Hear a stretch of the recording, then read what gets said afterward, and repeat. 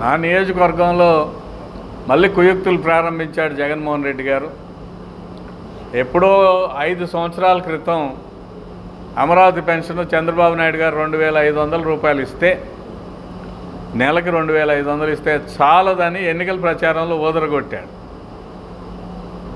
4 సంవత్సరాల 11 నెలలు ఇవ్వకుండా ఈ నిన్నగాక మొన్న ఒక ప్రకటన ఇచ్చి 5,000 చేస్తాను ఇంటికి అని చెప్తున్నాడు. దీన్ని ఎలా నమ్మాలి? సరే 5,000 ఎందుకు ఇస్తున్నారు అంటే, అమరావతి ప్రాంతంలో భూమి లేని నిరుపేదలు అందరికీ కూడా కులంతో సంబంధం లేకుండా పెన్షను. అమరావతి తీసేస్తున్నాక ఈ పెన్షన్ ఎప్పుడు ఉంటుంది వాళ్ళకి? అంటే ఎన్నికలు అవగానే ఈ పెన్షన్ ఆగిపోతుందా అని మనం భావించాలి. ఎందుకంటే ఆయన మాట మీద నిలకడలేదు. రాజధాని ఇక్కడ ఉంటుందని గ్యారంటీ లేదు. ఉంటుందని చెప్పి ఎన్నికలకు వెళ్ళి మోసం చేశాడు.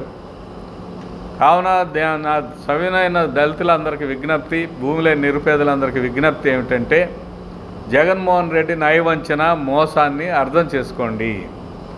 5,000 పెన్షన్ ఇస్తానని ఎన్నికల హామీని 4 సంవత్సరాల 11 నెలలు అమలు చేయకుండా కాలయాపన చేసి, ఇప్పుడు ఎన్నికలు వచ్చే నెలలో జరుగుతున్నాయి. ఈ నెల నుంచి నోటిఫికేషన్ రాబోతుంది కాబట్టి ఈ నెల పెన్షన్ ఇవ్వడంలో ఔచిత్యం ఏంటి? మోసాన్ని గమనించాలని కోరుకుంటున్నాను. అది కాకుండా ఇదేదో కొత్త అంశాలలాగా 2 జీవోలు ఇచ్చారు.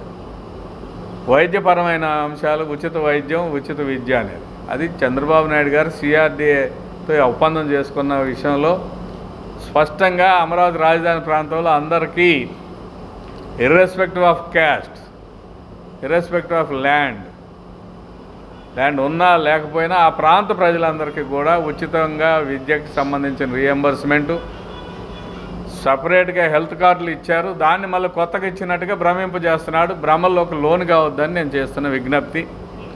ఖచ్చితంగా తెలుగుదేశం గెలుస్తుంది, భారీ మెజార్టీతో గెలవబోతుంది. పేద బడుగు బలహీన వర్గాల వాళ్ళందరూ కూడా అర్థం చేసుకున్నారు జగన్మోహన్ రెడ్డి మోసకారని, నయవంచకుడని, ఆశపెట్టి మోసం చేసే రకమని. ఇవన్నీ కూడా స్పష్టంగా అర్థమవుతున్నాయని తెలియజేసుకుంటున్నాను. మరొక అంశం లాస్ట్గా,